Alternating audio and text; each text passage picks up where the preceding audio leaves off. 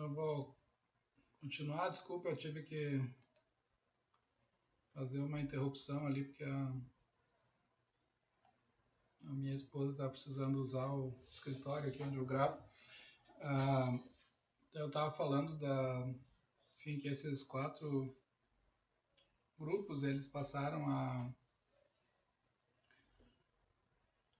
foram novas vozes que assumiram um protagonismo dentro da educação. Então eles passaram a ocupar o lugar do indivíduo adulto de sexo masculino, que era o padrão, né, de normalidade. Então existiu uma preocupação da educação em se abrir para essas novas identidades, esses novos sujeitos, digamos assim, da educação, que tiveram então relevância na dinâmica da própria do pensamento pedagógico, né?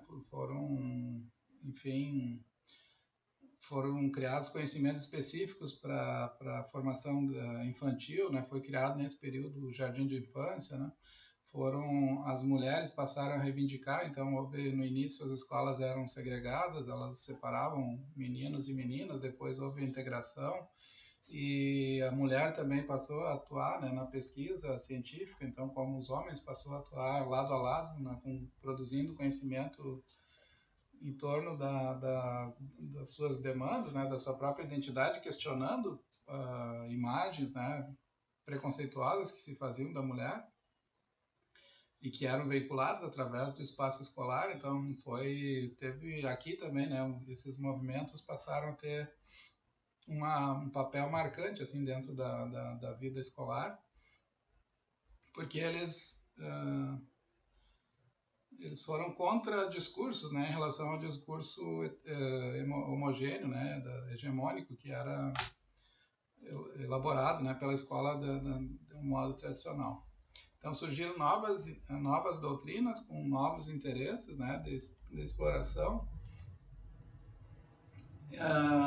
Ele menciona aqui então um grande apreço, um grande interesse, né, na figura da criança, né? Então me lembro daquela imagem da menina que eu mencionei lá no início, né? Então aqui tem essa ideia da infância, se consolida na ideia da infância como um período especial da vida, que requer cuidados específicos, né? A criança não é um adulto em miniatura, e então a criança se tornou um sujeito educativo, reclamando uma rearticulação das instituições educativas, reclamando o jardim de infância ao lado da escola, porque é justamente na idade pré-escolar que se desenvolve a personalidade humana. Então a pedagogia se tornou em grande medida uma pueri, que ele chama aqui de puericêntrica, né? Pueri são as crianças, né, no latim. É daí que vem o termo pueril, né, que é uma pessoa infantil, né, assim, que não tem interesses, digamos assim, adultos sérios, né? E enfim, ele chama, né, do século XX, do século da criança, do seu conhecimento, do seu resgate, né? E também foi um século em que se mostrou um pouco da hipocrisia, né? Você lembra que eu falei da família ali atrás, né? Daquele investimento todo, mas a família era um espaço também de violência, né? Então isso é um conhecimento recente que tem se articulado, assim, de tentar mostrar que a família, ao mesmo tempo em que ela foi pensada assim como uma grande um componente importante da vida social, de proteção, de socialização, ela foi também um componente de produção de sofrimento, de doenças, de abusos, né, de várias ordens. Então, lembro da música dos Titãs, né, dos anos 80, né, que era uma crítica, passou a surgir aqui um movimento de crítica social da família, né, como um espaço de hipocrisia, especialmente hipocrisia moral, né, do pai, que tenta dizer como que a mulher tem que se comportar, como que os filhos têm que se comportar, e ele se comporta, né, de uma maneira completamente desrespeitosa, né, autoritária e abusiva, né, com com os outros componentes da família, né? Então teve com o surgimento da infância, da proteção da criança, também se tornou, outras instituições passaram a perder o seu poder. O casamento, né, também tem perdido, né, o papel de instituição sagrada, né, porque não tem razão para se manter, né, uma união que é baseada na violência, na mentira, né, enfim, no sofrimento, né. Então elas requerem um certo grau de afinidade.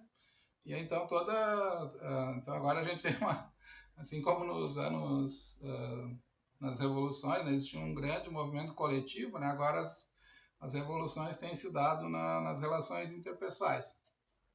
Importantes revoluções, né, têm acontecido. Tanto que toda essa medicalização, psicologização da adolescência, dos jovens, das crianças, né, de tentar ver se a criança é normal, se não é, se está sofrendo abuso, né, toda essa grande dificuldade assim, que os pais têm hoje para perceber como lidar com a família, com as dores da família, e com os potenciais dos seus próprios filhos, ele vem, né, esses conflitos todos vêm de uma reestruturação, né, antes os papéis eram muito mais claros, né? O pai definia, assim, os filhos em geral obedeciam, então não tinha tanta liberdade, tanta negociação, tanto diálogo. Não estou dizendo que isso era bom, né? Mas a mudança na figura da criança, na figura do adolescente, ela traz mudanças no modo como as pessoas tendem a se comportar em relação a esse grupo. Então tu tem que criar um novo arranjo. Agora está todo mundo meio confuso, assim, com criação de filhos, né? Porque as pessoas não querem ser autoritárias, mas às vezes os filhos não querem fazer nada, então tem conflitos muito fortes assim na estruturação social em função da mudança na estruturação familiar, em função da mudança na estrutura social. Eu queria chamar a atenção para vocês aqui para esse nome da Rita Lobato Velho. Então ela foi a primeira mulher, né, que se formou no Brasil, né, em 1887. Então, vocês veem que a presença da mulher no espaço escolar ela é pequena, assim, né? São 120 anos para cá, né? Então, durante muitos anos, a educação excluiu, né, o grupo das mulheres. Elas não eram... Algumas recebiam, né, que tinham sorte, sim, recebiam dos pais alguma educação, aprendiam a ler, mas a grande maioria era destinada, assim, a cuidar da casa. Essa aqui é uma foto de um grupo que se formou em São Paulo, é uma liga de ativista, né, de desenvolvimento feminino. E então, como eu estava dizendo, a educação passou a ser vista, por um lado, como uma via de emancipação, visando paridade, reconhecimento, né, da função-chave da mulher também na vida social, né? Então, foi um mecanismo, né, e de fato, se a sociedade se industrializou, se o saber e as funções elas são de ordem técnica, né, é necessário dominar o conhecimento científico. Então, foi através da leitura, os conhecimentos das diferentes disciplinas. Então, foi através da escola que se procurou a libertação da mulher, né, do espaço do lar. Então, elas passaram o movimento, né, passou a ver na escola como um mecanismo, assim como o voto, né, foi um mecanismo de intervenção na vida política. O letramento foi um movimento de inserção social.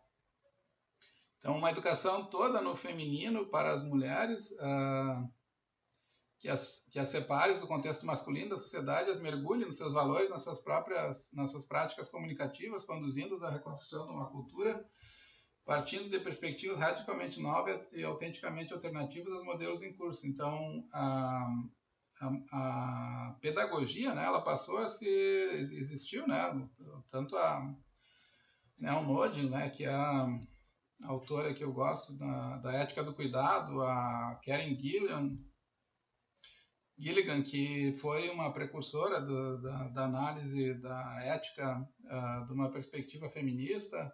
Então, essas autoras, né, elas são autoras americanas na área da ética, da filosofia moral, mas em outras áreas da psicologia. Então, houve todo um desenvolvimento, né, isso que o Cambi está dizendo, dessas áreas, de modo que as mulheres, né, se tornaram um objeto dentro da educação, Então existem teorias, né? No início, hoje se sabe que isso não está um pouco superado, né? Esse paradigma, mas o que elas tentaram fazer, a Gilligan, né? É muito claro isso no projeto dela. Ela enxergava as meninas como diferentes dos meninos, né? Então a maturidade moral, por exemplo, achava que as meninas tinham uma maturidade diferente. Na verdade, não é. Tem um tipo de comportamento, digamos assim, uma maneira de ver a moralidade que é própria das meninas, que é diferente dos meninos. Os meninos são mais interessados com questões legais, as meninas são mais interessadas com questões de cuidado. Hoje a gente sabe que isso é muito mais, tem muito mais a ver com a sociologia, com a socialização, do que com a própria natureza de cada um. Mas foi isso que a pedagogia, em parte da história, né, da educação, do desenvolvimento moral, nesse caso, se pensou o desenvolvimento moral como dois domínios separados. Tem a moralidade das meninas e a moralidade dos meninos, né? Então, foi isso que a educação, quando ela, no início do processo, quando ela incorpora esses novos sujeitos, né? Ela se incorpora marcando diferenças, né? E hoje a gente sabe que essas diferenças, elas são, em grande parte, forçadas, né? Não existe uma ética masculina, uma moral masculina, uma moral feminina. O que existe são culturas, né, que reproduzem, né? Então, se dizer, por exemplo, que os homens são mais racionais e as mulheres são mais emocionais, isso não tem nenhum fundamento científico, né? É um senso comum que vem dessa separação que coordenou, digamos assim, os processos de formação por muitos anos. O que faz a maneira como nós respondemos a várias exigências assim, da vida social é muito mais ligada à maneira como as pessoas são criadas, né? Tanto que tem, desde a Ana Heck, aquela Ana Neri, né, que é uma enfermeira muito famosa, que tem até um hospital em Santa Cruz com esse nome, né? Ela sempre viu a vocação dela, o pai dela queria que ela casasse com um industrial, e ela viu a vocação dela como sendo cuidar de pessoas, então ela foi para a guerra do Paraguai, né, e ajudou a tratar dos doentes, foi sozinha, não sei a cavalo, não me lembro exatamente como é que ela fez. Então, as mulheres sempre tiveram habilidades que são tratadas, né, como masculinas. O que excluía essas habilidades era um processo diferente de socialização, né? E acho que isso hoje já está bastante claro, né? Mas no início, então, foi um movimento, assim como na infância, né, se criou esse mito da infância como cheio de proteção e de cuidados, né, exagerados, né, também no início, né, da inserção da mulher dentro do espaço da educação, se teve essas reações que são um pouco desfocadas, digamos assim. Então, a integração do deficiente também foi um movimento importante, um movimento recente que teve frutos, né, importantes. E esse movimento, segundo o Cambi, ele se deu em duas direções. Então, hoje, vocês devem estar familiarizados melhor do que eu, isso eu não conheço tão bem, como tem sido articulado, né, dentro dos documentos, né, da educação inclusiva, né? Mas ele relata então que o deficiente físico, o deficiente mental, leve ou grave, né, foi posto dentro do centro de uma nova pedagogia, né, que é chamada de pedagogia da recuperação. Então, que o objetivo é tentar aproximar as crianças deficientes ao máximo, né, da vida das outras crianças, de modo que elas pudessem desenvolver essas capacidades sensoriais e desenvolvimento cognitivo. Então, não tem, como eu estava mencionando, né, nos outros casos das mulheres e das crianças com deficiências também se viu com a percepção de que o desenvolvimento cognitivo depende do estímulo, né, se viu que a criança que era antes colocada numa escola em separado ou segregada, né, ou tinha já, para casos graves, até hoje tem, né, escolas especiais, mas a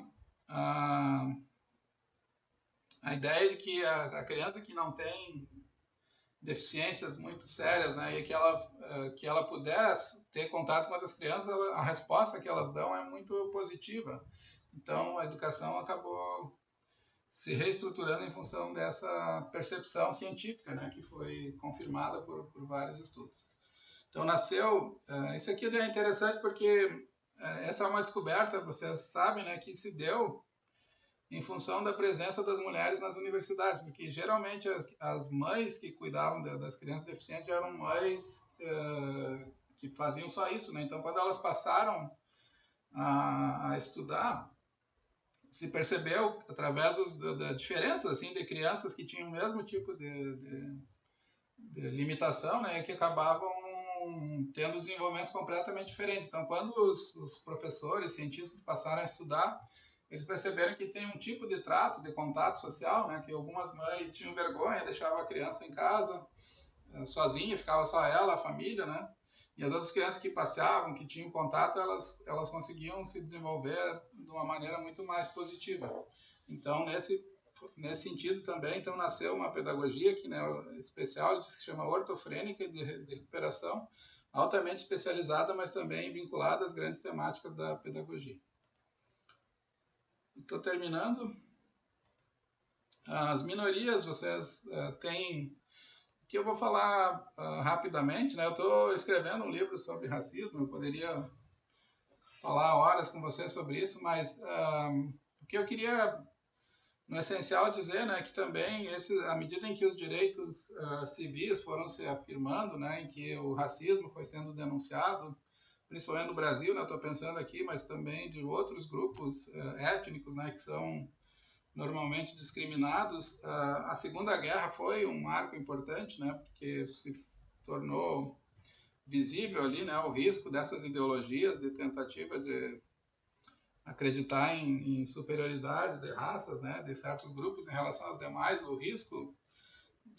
Então se criou protocolos de pesquisa, protocolos de preservação, né, dos direitos de humanidade, né, que todo mundo tem um direito inviolável, né, que as prisões, as perseguições, elas devem ser coibidas pelo Estado, né, e não estimuladas, né, como aconteceu nos regimes totalitários, né. O Estado tem que proteger os seus cidadãos, né, então essa ideia, né, ela se tornou mundialmente, assim, se espalhou, né, mundo afora, felizmente. Ela já existia, né, assim, o respeito às diferentes grupos sociais, grupos raciais, grupos religiosos, mas se criou um consenso, né, a partir dos anos 50, assim, que o bem-estar e os interesses dos diferentes grupos devem caminhar harmonicamente, né? Então, isso levou também a uma ênfase muito grande na tentativa de criar uma educação multicultural, né, que respeite narrativas, que respeitem processos de compreensão de grupos, né, como indígenas, como os negros brasileiros, afro-brasileiros, e a escola então foi também incorporando a ideia da educação contra o racismo, educação antirracista, né, agora ela se tornou lei, né. Então vocês estão tendo agora uma disciplina de relações afro, não lembro agora o nome exato da disciplina, enfim, esse é uma consequência, né, desse movimento de incorporação de grupos minoritários dentro da pauta educacional, né. Não é plausível, né, imaginar então que os diferentes grupos étnicos, né, de uma sociedade eles devam se submeter uns aos outros, né, como um grupo tem domínio, os demais têm a sua história silenciada, negada, né, a sua cultura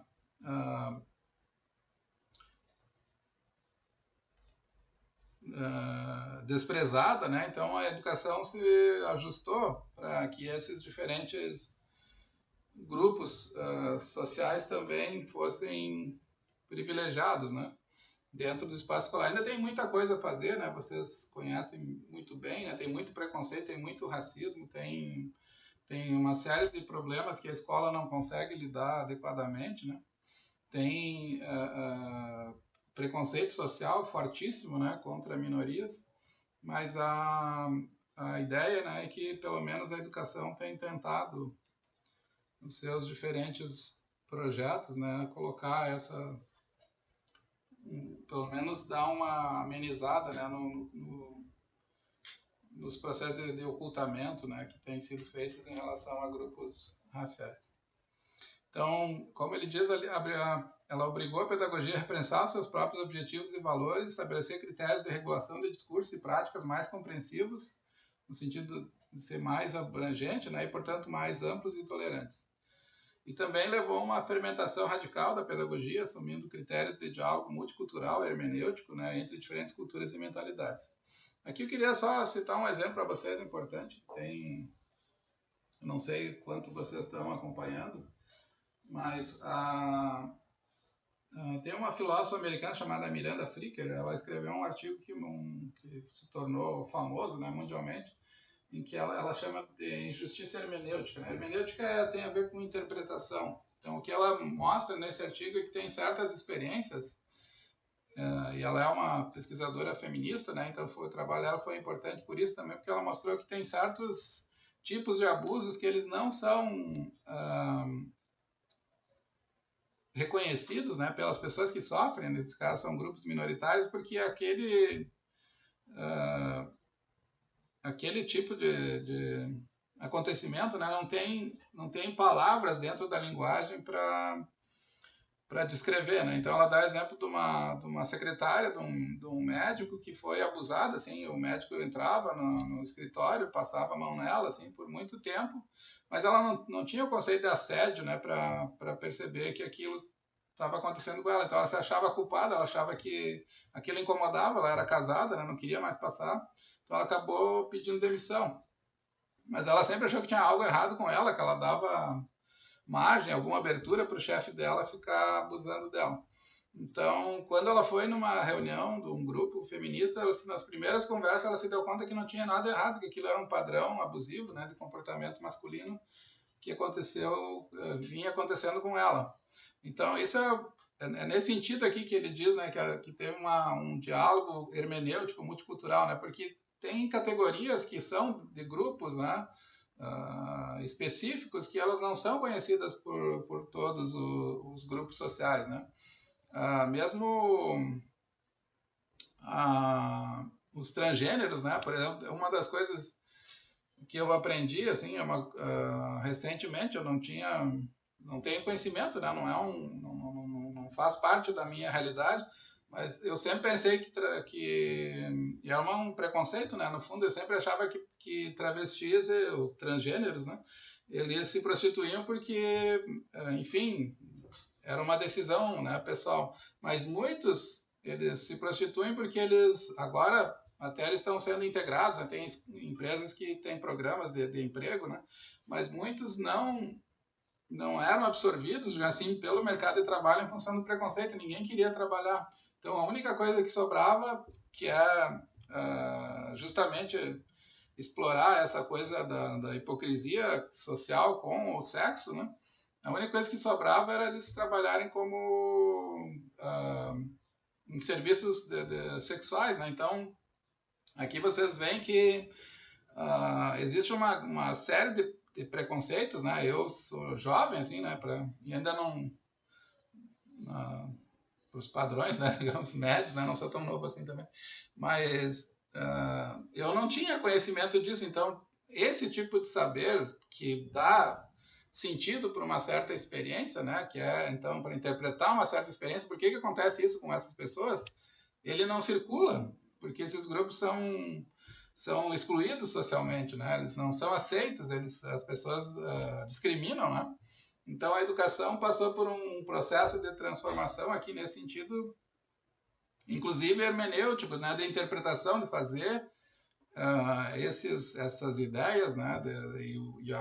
Certas experiências que antes eram fechadas dentro de alguns grupos, né? Tanto nos deficientes também aconteceu, né?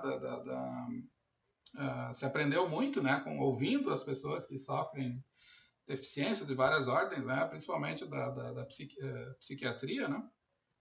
Então, esse processo que chamam de escuta, né, de tentar aprender com a experiência, né, ajudou e tem consolidado, né, a proposta de uma educação cada vez mais rica, né, e mais aberta, né, em relação ao passado. Deixa eu só para a conclusão aqui, então, é que a educação contemporânea ela levou ao despertar, né, desses grupos. Ela foi, lembram lá, como eu dizia, né, ela envolveu a democracia, a criação do conceito de massas e mais recentemente as minorias, né? Então ela despertou o despertar dessas marginalidades exigiu uma ampliação da educação e a reconstrução da teoria. Ela implicou uma abertura de uma nova fronteira, a identificação de novos itinerários e horizontes da educação e formação. Ela delineou, né, então, um novo desenho da pedagogia. Surgem outras pedagogias para outros sujeitos e todo o processo, né, da teoria, né, se torna rico, né, e